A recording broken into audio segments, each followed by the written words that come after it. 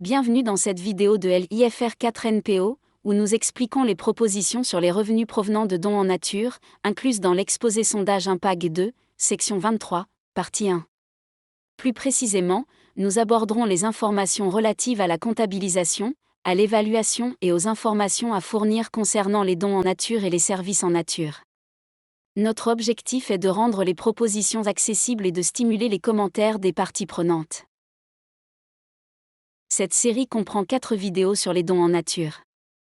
Nous vous recommandons de les visionner dans l'ordre. Tout d'abord, nous avons une vidéo intitulée « Modèle commun pour les revenus et les charges des subventions » qui introduit de nouveaux termes. La vidéo suivante, intitulée « Revenus des subventions et dons », explique les principes généraux de comptabilisation. Cette vidéo porte sur les exemptions spécifiques et les informations à fournir pour les dons en nature. Enfin, la rubrique « Stock » s'applique au stock donné. Les liens vers ces vidéos se trouvent dans la description de YouTube. Les organisations à but non lucratif, OBNL, peuvent recevoir des revenus provenant de subventions et de dons. Dans Impag, ces derniers sont classés soit comme un accord exécutoire de subvention, un AES, soit comme un autre arrangement pour financement, un AAF.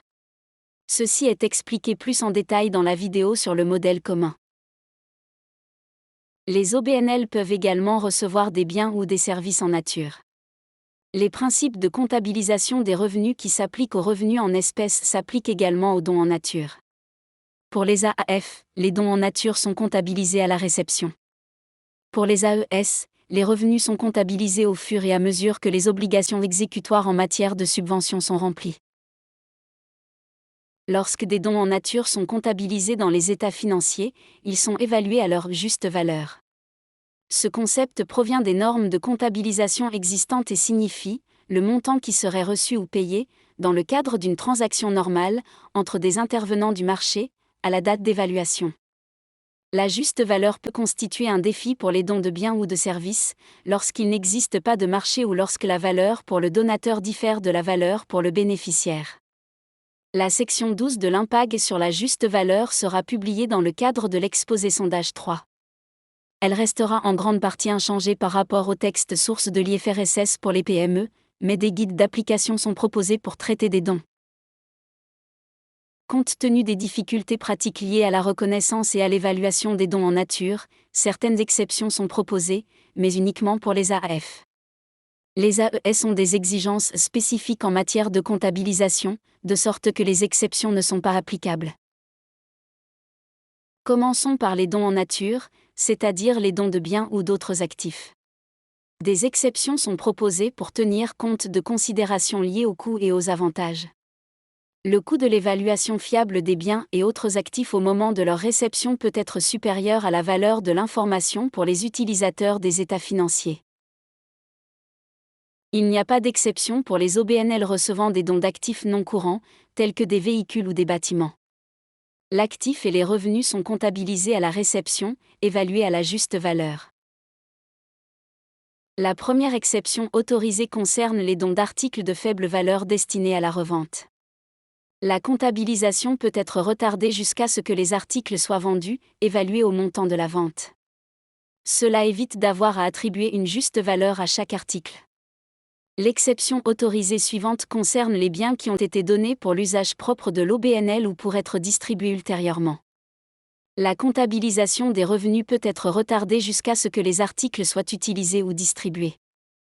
Cela évite à l'OBNL de devoir comptabiliser des revenus pour des articles qu'il ne peut pas utiliser ou distribuer, ce qui est particulièrement pertinent pour les articles périssables proches de la date de péremption. Dans de rares cas, une OBNL peut ne pas être en mesure d'évaluer de manière fiable la valeur des dons. Par exemple, le cas d'une petite OBNL répondant à une situation d'urgence, qui n'a pas les ressources nécessaires pour tenir des registres pour de grandes quantités d'articles donnés, qui sont distribués presque immédiatement. Dans le cas où l'évaluation n'est pas possible en pratique, l'OBNL ne doit pas comptabiliser les revenus, mais doit plutôt fournir des informations supplémentaires. Les mêmes principes généraux de comptabilisation s'appliquent aux services en nature. Il s'agit notamment des dons de temps, de compétences ou de services. Étant donné que l'identification et l'évaluation des services en nature peuvent poser d'importantes difficultés pratiques, l'IMPAG propose de se concentrer sur ceux qui sont essentiels à la mission de l'entité. Cette distinction permet d'assurer la transparence du modèle de fonctionnement d'une OBNL, en particulier sa dépendance à l'égard des bénévoles ou des dons de services. Les services essentiels à sa mission sont ceux qui sont vitaux pour les activités de l'OBNL. Sans eux, l'OBNL devrait réduire sensiblement le niveau de ses activités.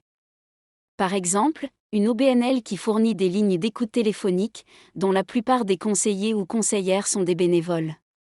Les services administratifs, tels que la comptabilité ou les services juridiques, sont considérés comme non vitaux sauf s'ils soutiennent directement les bénéficiaires des services.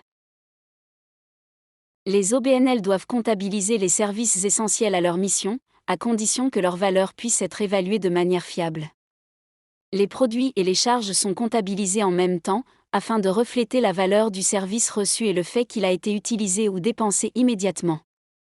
Dans les rares cas où les produits ne peuvent être comptabilisés, l'IMPAG exige des informations supplémentaires.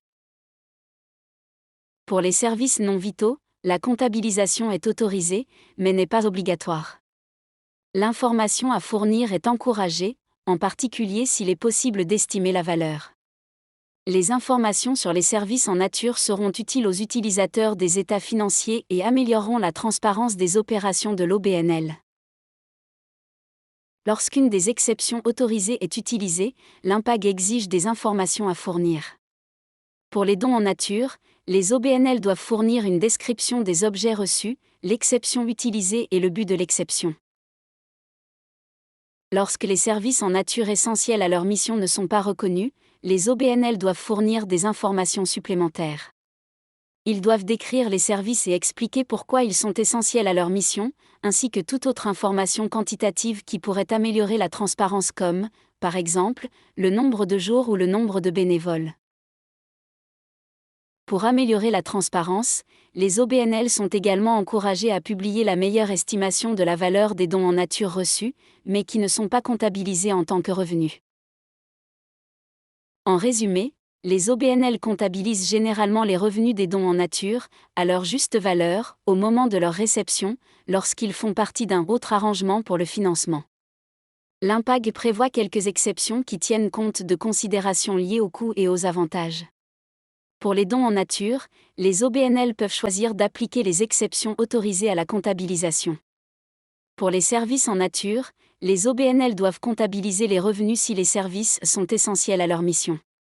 Lorsque les revenus ne sont pas comptabilisés à la réception, les OBNL sont encouragés à fournir des informations utiles. Nous avons bien hâte de recevoir vos commentaires sur les propositions contenues dans l'exposé sondage 2. L'invitation à commenter comprend des questions sur les propositions expliquées dans cette vidéo. Pour répondre, visitez www.ifr4npo.org/aviorsay. Téléchargez un modèle de document de réponse et téléchargez votre réponse ou votre lettre de commentaire dûment remplie. Les réponses doivent être rédigées en anglais. La date limite de réception des commentaires est le 15 mars 2024.